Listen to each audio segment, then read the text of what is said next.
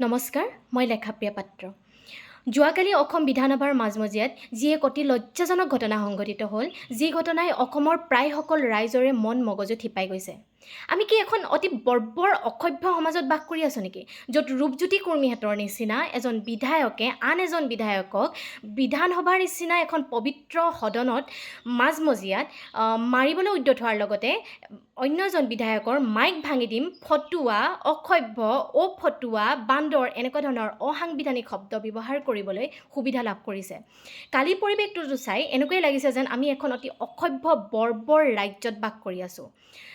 এজন উপাধ্যক্ষৰ সন্মুখত এজন চৰকাৰী পক্ষৰ নেতাই বিৰোধী পক্ষৰ নেতাক মাইক ভাঙি দিম বুলি ক'বলৈ ক'ত সাহস পালে?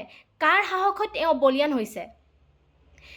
ৰূপজ্যোতি কুৰ্মী ডাঙৰীয়াই শিৱসাগৰৰ সন্মানীয় বিধায়ক অখিল গগৈদেৱ, যি আচলতে সঁচাই এজন গুণী জ্ঞানী শিক্ষিত সকলো বিষয়ৰ ওপৰত অধ্যয়নশীল এজন ব্যক্তি, যাক শিৱসাগৰৰ শিক্ষিত ৰাইজে ভোটদান কৰি তেওঁলোকৰ সমস্যাসমূহ যাতে সদনত উপস্থাপন কৰিব পাৰে তাৰ বাবে ভোটদান কৰি জয়যুক্ত কৰি আনিছে, সেইজন বিধায়কৰ মাইক বন্ধ কৰি দিম বুলি ক'বলৈ ক'ত সাহস পালে?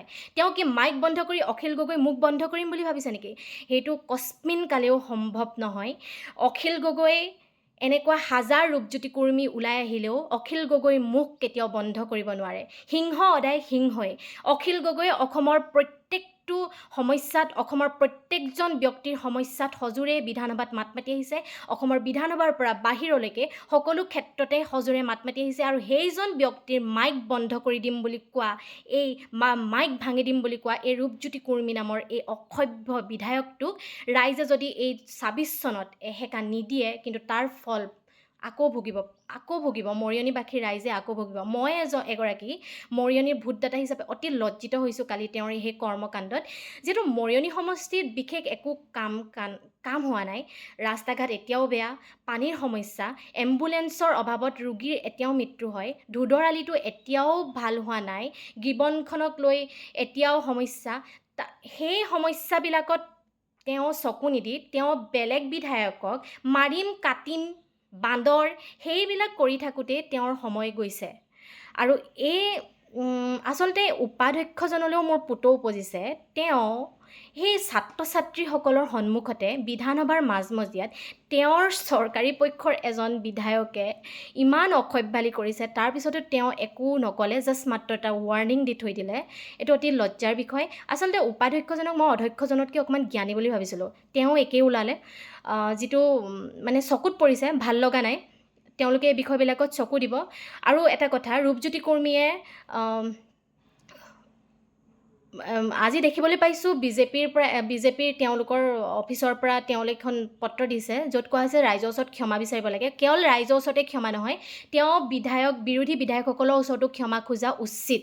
তেওঁ কালি যিটো অসভ্যালি কৰিলে, সেই অসভ্যালি আচলতে আমি নৱপ্ৰজন্মৰ ভোটাধিকাৰ হিচাপে কেতিয়াও গ্ৰহণ কৰিব পৰা নাই। আমাৰ ভাল লগা নাই। আমি এনেকুৱা ৰাজনীতি কেতিয়াও আশা নকৰোঁ। দ্বিতীয়তে, উপাধ্যক্ষ মহোদয়, আপুনি যিহেতু মাৰ্চেল লগাই তেওঁক বাহিৰ কৰিব নোৱাৰিলে বা বহিষ্কাৰ কৰিব নোৱাৰিলে, আপুনি এটা কাম কৰক। আপুনি এটা গঁড়ালৰ ব্যৱস্থা কৰক, য'ত ৰূপজ্যোতি কুৰ্মী নামৰ সেই বিধায়কজনক সেই গঁড়ালটোৰ ভিতৰত বিধানসভাৰ মাজমজিয়াত ৰাখি থ'ব পাৰে। কাৰণ কালি তেওঁ মানুহ মাৰিবলৈ তেওঁ উদ্যত হৈছে। কাইলৈ পৰহিলে যে তেওঁ আপোনালোককো নেমাৰিব, কোনো নুই কৰিব নোৱাৰি। সেয়েহে এই বিধায়কজনক ৰাখি থ'ব পৰাকৈ এটা গঁড়ালৰ ব্যৱস্থা কৰক, য'ত তাত ৰাখিহে তেওঁক ভাষণ দিবলৈ দিব।